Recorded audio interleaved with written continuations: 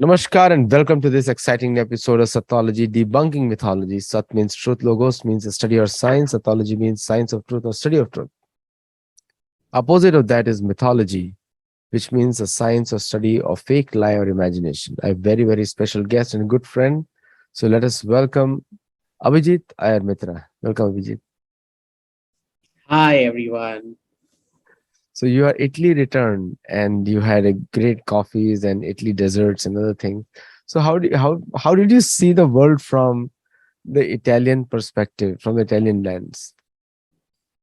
So, Italian politics is absolute shit. There's nothing to write home about. So, most of my time I spent up stocking up and eating lots of pork and beef. That was my single mission there was pork, beef, oysters, lobster. Because, you don't get oysters in India.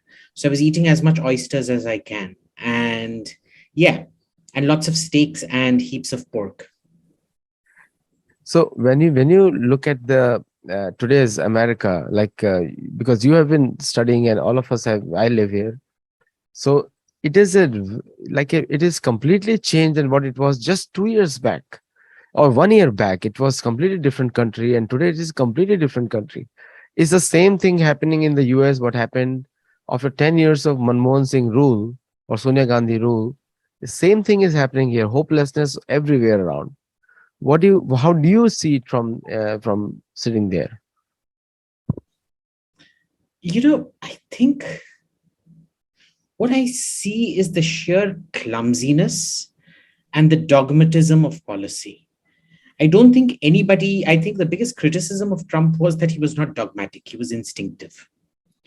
And now we're seeing the dangers of dogma. It's a values-based human rights policy, which means you alienate Saudi Arabia. You get pissed off with the United Arab Emirates for getting too close to Trump torpedoing the Iran nuclear deal. So you torpedo their F-35s and screw them over. Then you essentially ramp up whatever needs to be done with Ukraine, and you have an invasion. Then you implement all kinds of policies back home that have knockdown effects. Pork prices because of the spacing regulation in California, the personal space given to each pig, which led first to the pork. Sorry, there's somebody at the door. Just give me 1 minute, I'll be back. But the pork price rise, and then there was also now inflation across the board with everything, largely because companies can't invest in more fossil fuels to tide over short-term requirements. As I was saying, see, each of these are things you can probably tackle individually by themselves. Okay, alienate Saudi Arabia at one point of time, get the results you want, and then normalize. Alienate the United Arab Emirates at another point of time, get what you want, then normalize. Piss off Russia, get what you want, then normalize. Go after animal rights legislation that drives up pork prices, then stabilize. Then focus on green energy. To do them all together it requires a certain level of genius or a certain level of mad clumsiness. Unfortunately, what we're seeing is the latter. I've never seen a government in America behave in such a third world fashion. This is the kind of clumsiness you'd expect with Indian policymakers, not with the policymakers of a first world country. And yet I can safely tell you that our third world, third rate policymakers appear to be significantly better than your first world, highly educated Ivy League policymakers. The Ivy League is a very question mark right now nowadays, because Ivy League schools, we all know, more have become more propaganda machines. They have not produced a single entrepreneur in last 10 years, or maybe one or two with massive funding beforehand. And also they have not produced a single. They've been good to know to produce analysts. Actually, they produce analysts for the big fives and big fours, whatever it is. Well, I think that's kind of the part of the decline of American society that we're seeing in universities, right? Because what's happened is, on one hand, this entire thing about correct speech, politically correct speech, and the kind of thought crimes and cancel culture pogroms that we're seeing in America. They're intended to terrorize any real production of knowledge. So science is suffering as a result of it, number one. Number two, what you're seeing is that there is a copious production of F grade, D grade degrees. F grade degrees for degraders. So, for example, a gender studies degree. Are you really willing to pay 40,000 per semester to study gender? Really? There's that much to study in it. And the thing about it is, with all these new humanities degrees that are coming about, the actual outlay is not based on empirical research or hard statistics. It's all based on how a person feels, theoretical constructs which you can just come up sitting at your desk. You still end up paying 40,000, and therefore the margin that the university makes of it is much greater.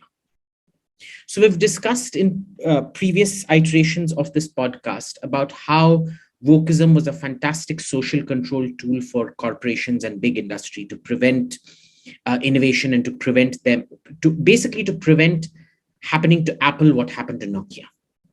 And here, it's a fantastic way for universities to earn money while providing very little services, mostly by quacks. And the third person this serves is all these certification types, this DEI certification types who come give you, basically, you have to throw money at them. And you can get away with any form of malfeasance or capriciousness institutionally, as long as you give it the garb of inclusivity. And they will validate it for you. You're paying them to buy acquiescence. You're not paying them to actually make anything inclusive. One of the things which has really come out is there is an energy shortage now coming in the US for the first time, where India is becoming energy sufficient and US is having it was just yesterday announced that there is an emergency now all over the country. And they are trying to produce solar panels in-house, which is totally a utopian idea, since US already outsourced the entire solar production to China. So now they want to restart the solar panels production. And another one is the wokeism, which you correctly said, gender studies and other things which is going on. On the strategic things, when you say that the US is going to restart something which they lost long back, is it feasible actually geopolitically? Look, given the size of America can probably, go in for a next round of nuclear reactors. Okay, but the problem is that it's so politically toxic. And if you notice, there was an extraordinarily crappy documentary that came out, just complete nonsense on the 3 Mile Island, which the American nuclear scientists have actually called out, saying that it was a bullshit documentary, all completely screwed up. You have this fear mongering of going in for tangible, sustainable solutions like nuclear. You have an active dissuasion of traditional fossil fuel suppliers from investing more in either increasing capacity. What are they going to do after they've increased capacity? After you've tided it over, then all the clamps and controls will come back, and then you're back to square one. Why should they invest billions of dollars in nothing right now? So there's nothing here that's adding up. Basically, business is being given it's a status quoist business policy that's meant to encourage stasis in market dominance in return for political donations, of course, and nothing else. This is not a dynamic economy anymore. You look at the migration that's happening out of California to every other place. Essentially, California is turning into the Venezuela of North America, and the California Democrats are essentially Hugo Chavez's. You won't believe, you talk about the first world and third world, more Californians are going to Mexico, of all the places, leaving California. So I'm just saying, just to give you an idea what is going on. I'm not surprised. I'm not even remotely surprised. But I think maybe Texas and places like that are better for now. The problem is they will take that same diseased mindset. They will turn Texas blue and then they will destroy Texas. I mean, it came out in the Tucker Carlson report that of all the places, Mexico now, where the civil war is going on, almost a civil war is going on, and so there Americans are feeling happier and safer in a civil war than being in I don't think California. there's a civil war going on, is there? There isn't It a is civil you have no idea. Like most of the parts war. of I don't think so. I remember, when I lived in Albuquerque, we were told not to drive down south of Roswell and things like that because it was like wild, wild west. You never know when you're going to get shot and so on and so forth. But I think it's only the border areas that are particularly no, now. it's inside Especially, too. It's 3,000 to 4,000 people a year in the interiors getting killed on just gun shootings between the war gangs. that's nothing. No, That's no, it's too. I mean, people are leaving California to go there. Just hmm. imagine. Which is interesting. I mean, I would love to shift to Mexico. Mexico's got gorgeous beach. Somehow Mexican beaches are much better than American beaches. So, fact. So another thing which is the funny thing going on in the US is the outflow of American ideas. That's what they claim to China and other places. So I mean, this is something which was known way back. Chinese were already spying, and So look, the thing is, I don't take these things very seriously. And I think we shouldn't be too jovial about this because the Chinese may steal individual secrets. They understand partially the how, but see, there's two components to innovation, the how and the why. They partially understand the how, not entirely the how. They absolutely do not understand the why. And this has been a problem with Chinese innovation constantly. People's this thing is that, oh, China mastered 5G first. No, China just brought all the components of 5G together under one corporate umbrella first.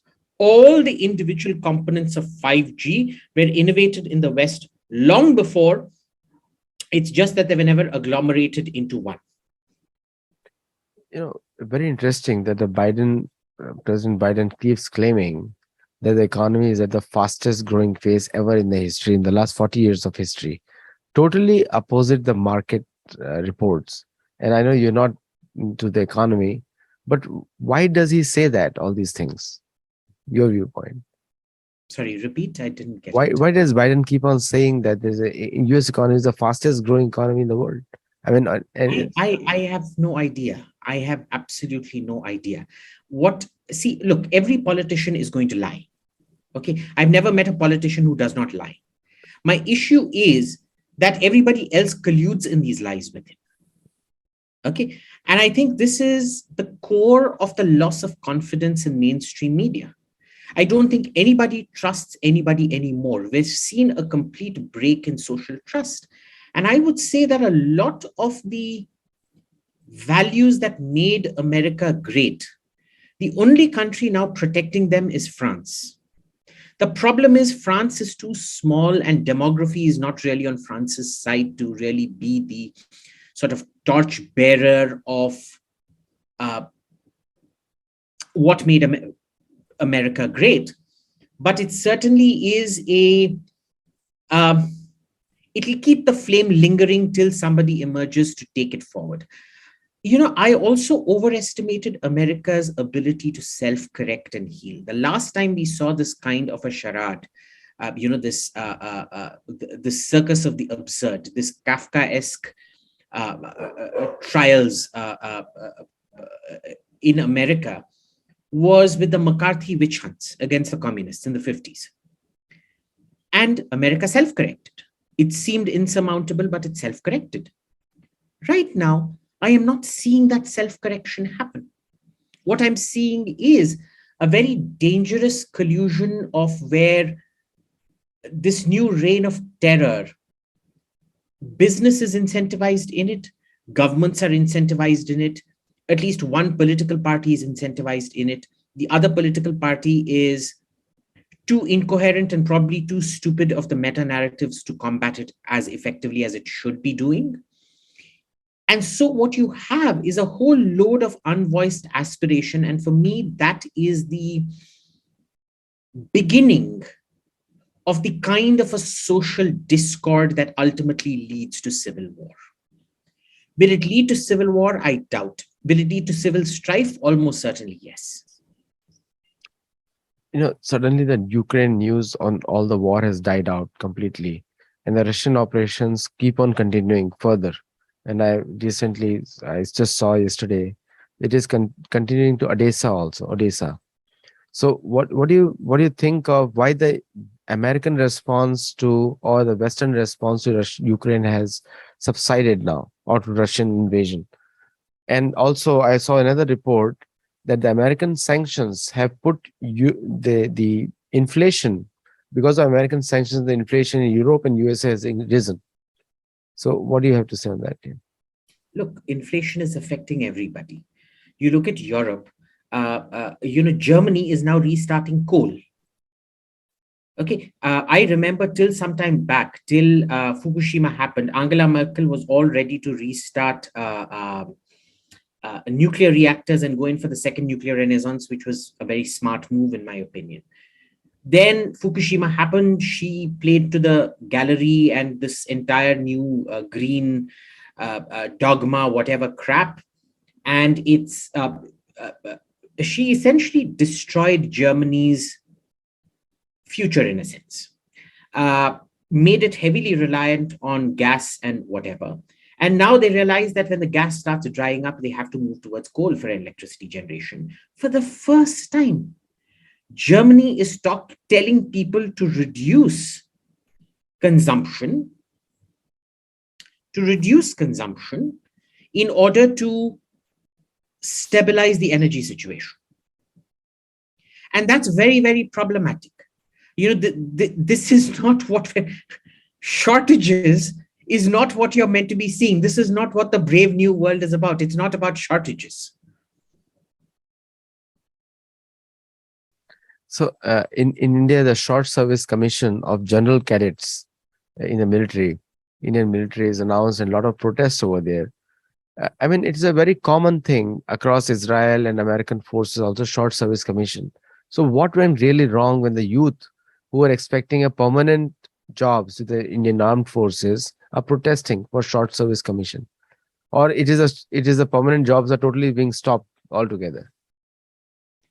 Look, this whole short service commission, this isn't the short service commission. The short service commission is for officers. Yeah. This is meant to be for the fighting. It's meant to be the intake for the blue collar, what in America is usually the blue collar intake. And here what happens is you had an aging army because they increased the service life to 15 years. It used to be 7 years, which was optimal. They increased it to 15 years, which made an aging army with people retiring at 35, which, you're well past your fighting prime at that age. So now they're trying to bring down that age. They made it too short, in my opinion, 4 years.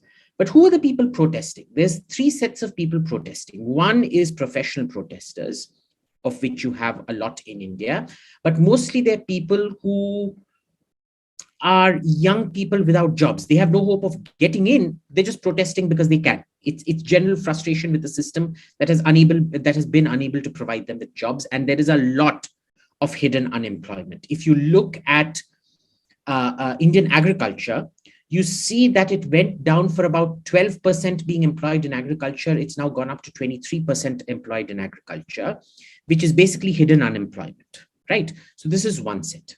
The second set is, all the people who wanted to get in, who feel that their chances are now gone, and they are being egged on by something called the coaching lobby. The coaching lobby are all these professional training centers who feel that because the requirements have changed, their profitability is hit, and they are encouraging all their students to go out and protest. The third is a bunch of malcontents who have essentially been encouraged by this government's weak on security attitude, because they never crack down on riots. They allow riots to go on. They feel riots are extremely good for them because it helps polarize society and win votes. So they actually allow these riots to happen. And this is the third set of people who are now rioting. So it's it's basically, sorry to use this word, but a clusterfuck of all kinds of things coming home to roost all together. Suddenly if you see the global narratives now, the US Indian foreign minister spoke that the US is in supporting Pakistan and the US is interfering in India through Qatar. They have suddenly raised these questions with the US. And the American reaction has been very defensive, but initially it was aggressive. What's going on between the Indian Foreign Office and the American State Department? Sorry, I didn't get that. So Jaishankar's comment recently on in the involvement of Indian affairs by the Qatar and the US intelligence agencies, he mentioned that one of the comments. No, he didn't mention Qatar or US intelligence. He did not. No, he did say that the Indian interference coming in Indian affairs. He did say that, and he alluded to that. No, he only said that a lot of our problems are because America went on supporting Pakistan, but he did not mention Qatar or US intelligence. But the US response was very defensive. US response said that we are not, we are not responding. Do you think there is a growing acrimony or between India and the US on the foreign affairs side? I don't think there's acrimony, but I think things are going to start going downhill. I think we've reached a stage where India relations are going to be very much like Iran relations in a sense. There's going to be more acrimony with the Democrats in power, and it's going to be much warmer with the Republicans in power, which is the exact opposite, of course, of Iran. Think of it more as Israel. Netanyahu gets along fantastically with Republicans. Netanyahu does not get along well with Democrats. That's kind of the equation you're getting at now. But I think it's safe to say that nobody really is getting along well with Democrats. Yeah. The Saudis aren't, the Emiratis aren't.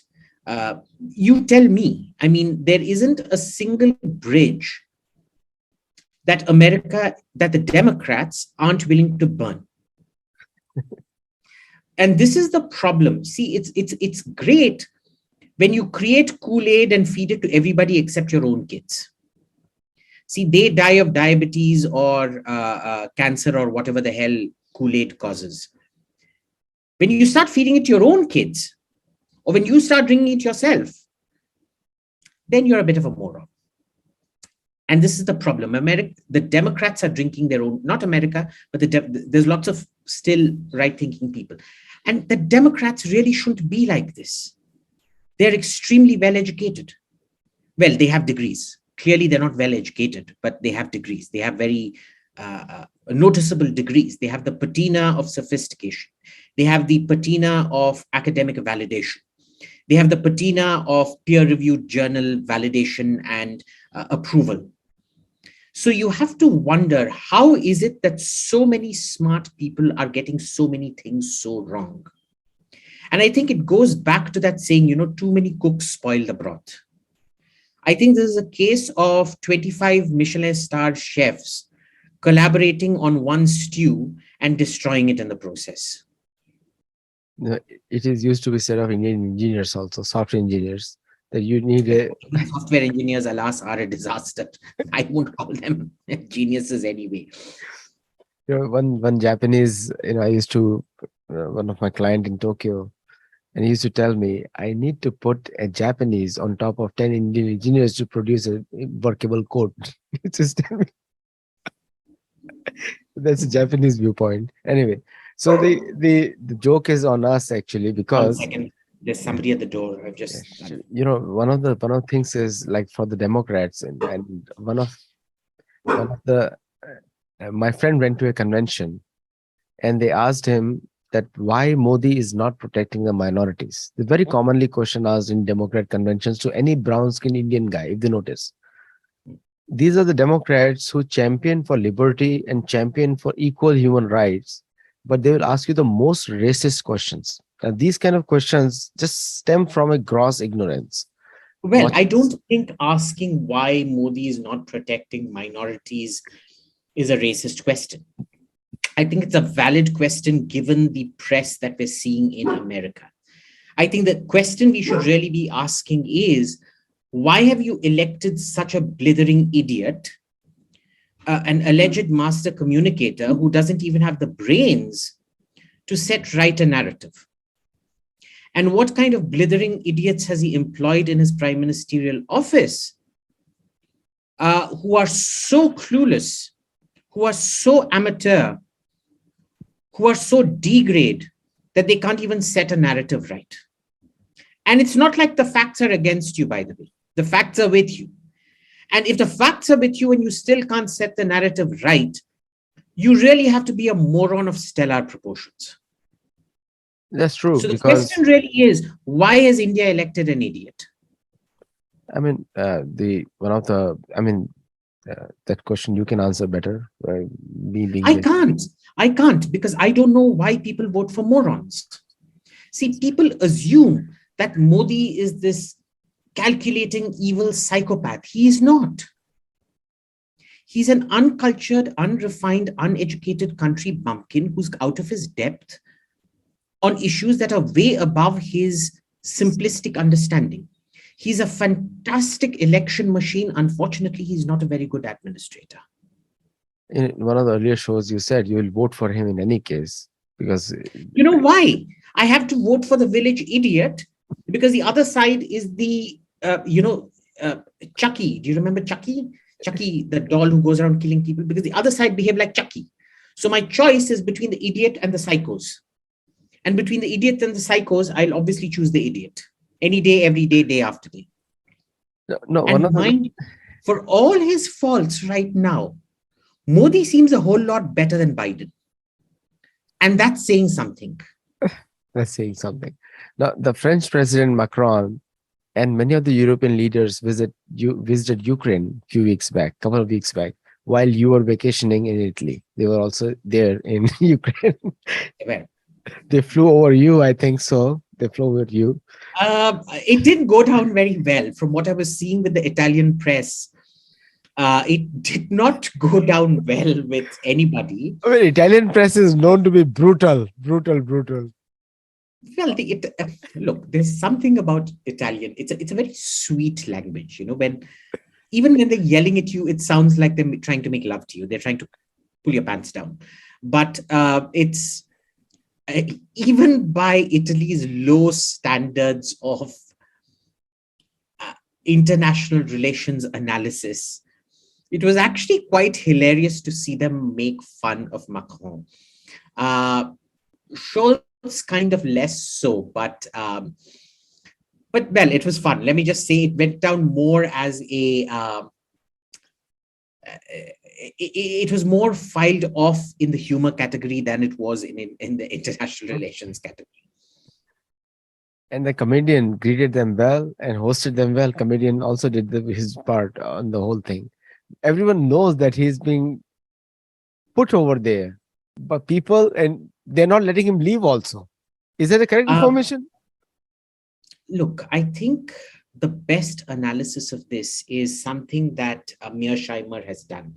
This video just came out. I'm going to send you the link. If you can just put it up.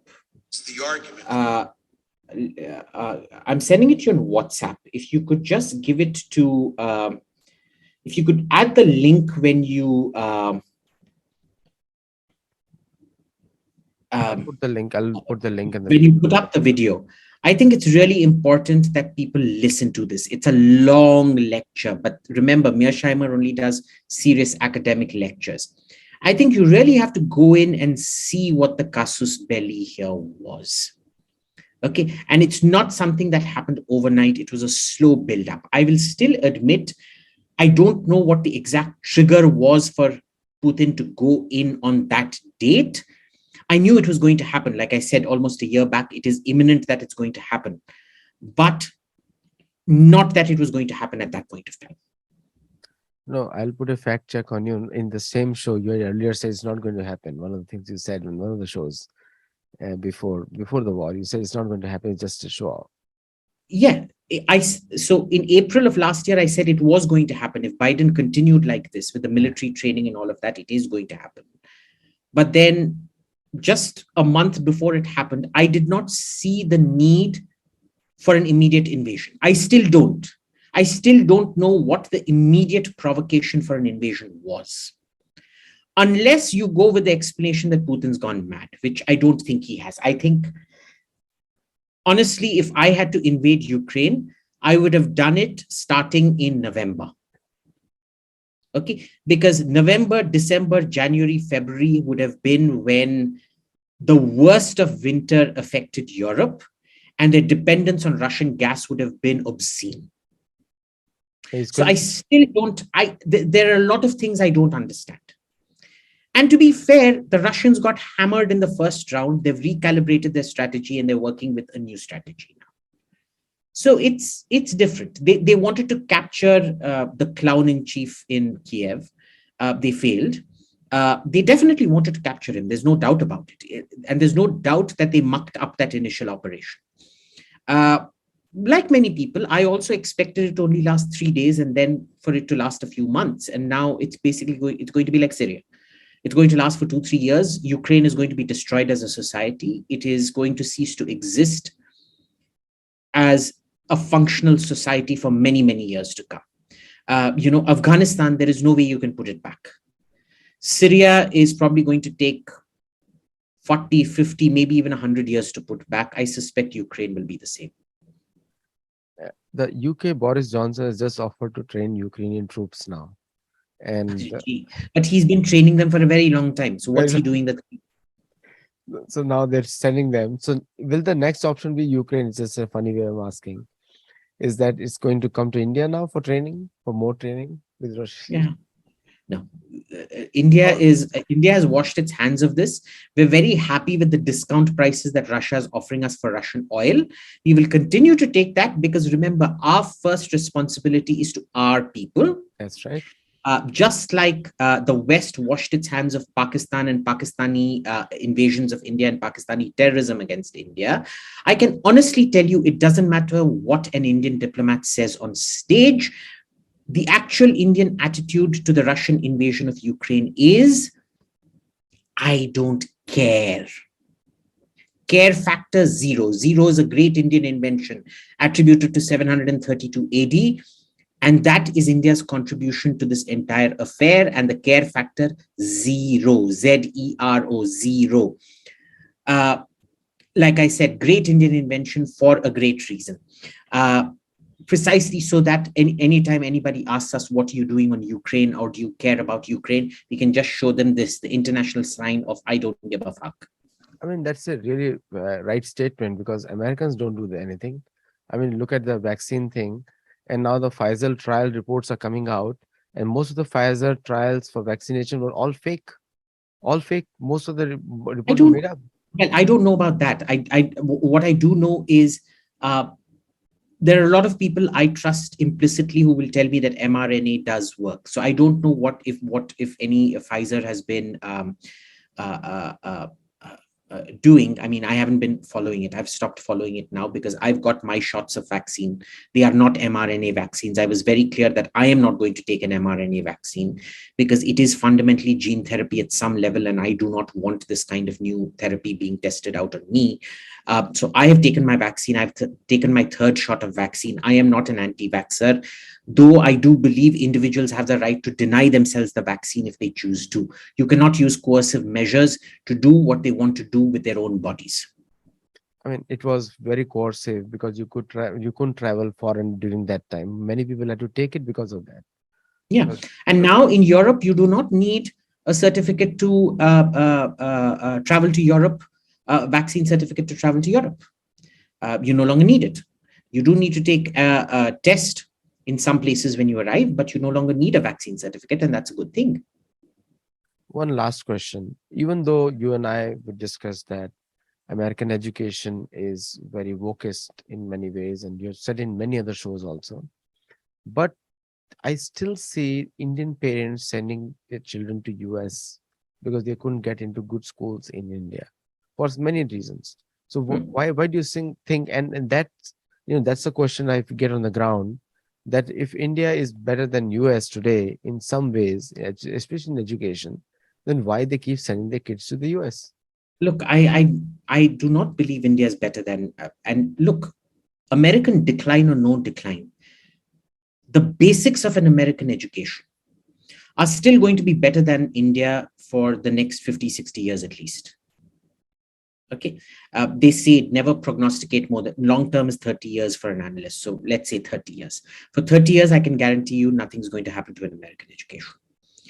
It's still going to be, even at its worst, with all the pronouns, it's still going to be better than an Indian education. Okay, because an Indian education is just learned by rote. But this is what you see in India. In India, we're these curious people who live in a gutter, and we feel we have the luxury of looking down on the rest of the world. You're literally sitting in a shit-filled gutter, and you're looking at the guy passing you in a Rolls Royce saying, "Ha, what a wanker you are. Look at me, I'm better than you." So, I don't take, these are all social phenomenons that you have in India, comparison, and then sending them to, the people who used to send the maximum number of kids who used to go abroad were people of socialists and communists in India. You won't find a single Indian communist who hasn't been educated at Oxford or Cambridge, or mostly Oxford and Cambridge, the British universities, but very frequently from Harvard or Yale or Princeton as well.